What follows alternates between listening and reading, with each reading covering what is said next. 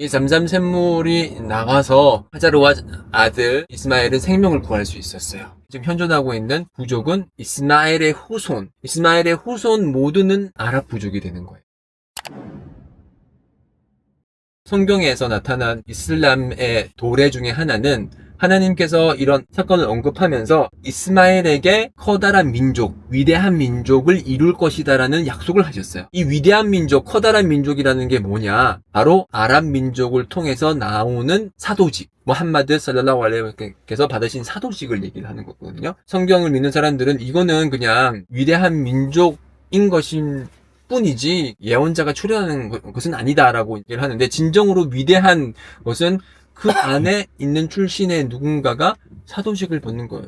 성경에 이렇게 언급이 되어 있는 이스마엘로부터 위대한 민족이 나올 것이라는 것은 무함마드 살랄라후 알레이히 와살람의 출현을 예언하는 것이고, 그렇기 때문에 성경 역시도 특히 구약 무함마드의 그런 출현을 예고하고 있는 것이다. 이스마엘을 통해서 아랍 부족이 시작이 되고, 그 사건이 있은 후에 아브라함은 팔레스타인 쪽으로 돌아갔고요. 하자르와 이스마엘은 그쪽 사람들과 섞여서 살다가 하자르께서는 이제 돌아가시고 이스마엘 혼자 있게 돼서 이제 결혼을 한 상태가 됐고, 그래서 가끔씩 아브라함께서는 자신의 아들이 살고 있는 메카를 방문하셨어요. 어느 날 이스마엘이 잠깐 식량을 구하러 밖으로 외출한 사이에 이브라힘이 이스마엘의 집을 방문을 했는데, 그때 결혼한 여성, 아버지 입장에서 보면 며느리죠. 며느리가 자신을 맞아들이니까 질문을 하는 거예요. 며느리야, 요즘 생활이 어떠니? 물어보니까 그 며느리가 저희 생활은 너무 힘듭니다. 먹을 것도 없고 모든 것이 어렵습니다 라고 이제 불만을 토로를 했어요. 이제 그 얘기를 듣고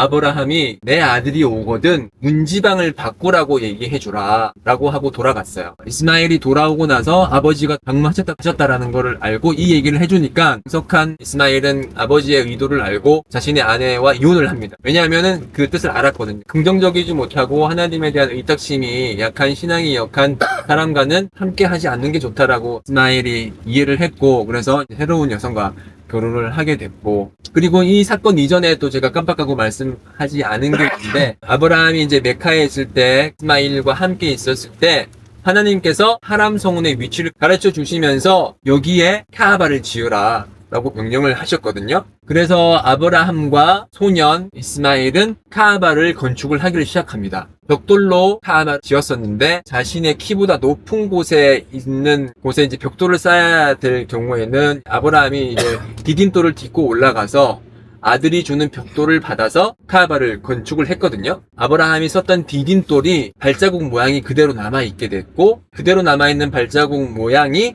지금 카아바 바로 옆에 있는 마까무 이브라힘입니다.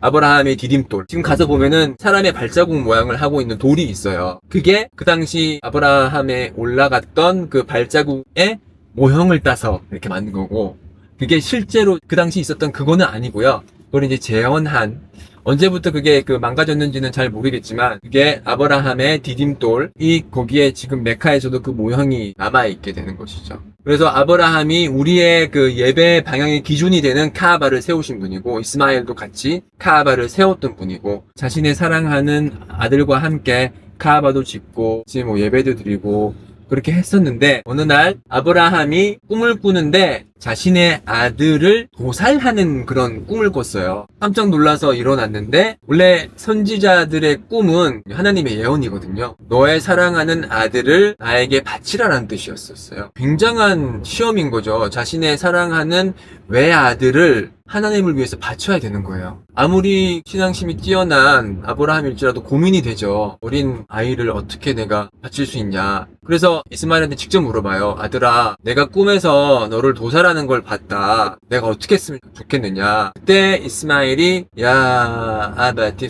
팔마 투마르, 오 아버지시여, 명령받은 대로 행하십시오. 사타지두니 인샤알라후 인날라후 미나서비린.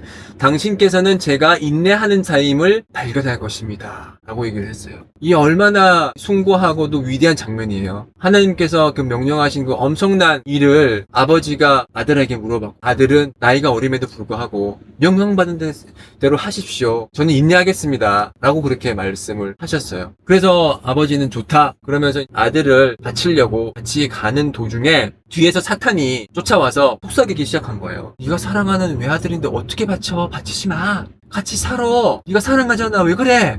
그 속삭임이 있을 때마다 아브라함은 돌을 잡아서 사탄에게 돌을 던졌어요. 물러가라. 하나님께서 명령하신 것이다. 내가 따라야만 한다. 라고 해서 사탄을 쫓아냈고, 그래서 결국 아들을 눕혀서 칼을 들어서 아들의 목을 베려고 할 때 하나님께서는 아브라함의 진실성을 보시고 위대한 신앙을 아시고서는 거다 섰다거다 로야, 너는 꿈을 실현했다. 이것으로 족하다. 라고 하시면서 이스마엘 대신 하늘에서 양을 내려보내셨어요. 그래서 아브라함은 그 양을 도살을 했고, 이 위대한 행위를 기념하기 위해서 지금까지도 무슬림들은 하지 시즌이 되면은 에이둘 아드하라고 희생제 축제를 하잖아요. 이 희생이라는 건 원래는 이스마엘을 바치려는 아브라함의 행위를 떠올리는 거예요. 그 위대한 행위를 떠올리면서 유일신 신앙을 잊지 않기 위해서 이걸 떠올리면서 이제 양을 대신 잡는 것이고, 아브라함을 통해서 우리가 지금 핫지에서 이들 아브하가 나온 것이라고 얘기를 할 수가 있겠죠. 그래서 굉장히 위대한 아버지이고 위대한 아들이었습니다. 이 내용이 제가 성경에서도 똑같은 내용인데 다만 차이점은 희생의 대상이 됐던 사람을 저희들은 이스마일로 보고 있고 성경에서는 이삭으로 보고 있어요. 이스마일로 보는 이유는 왜냐하면 그때 외동 아들이라는 얘기가 나오거든요. 성경에서 외동 아들이라고 얘기를 해요. 외동 아들은 누구예요? 이스마일이잖아요. 이스마일 이후에 이삭이 나왔거든요. 이삭은 외동 아들이 아니에요. 두 번째 아들이기 때문에 이스마일이 희생의 원인이 되는 분이시다. 사람들이여, 하치가 의무사항으로 지정되었습니다. 나의 아들들이여, 죽을 때는 반드시 무슬림으로 죽어라.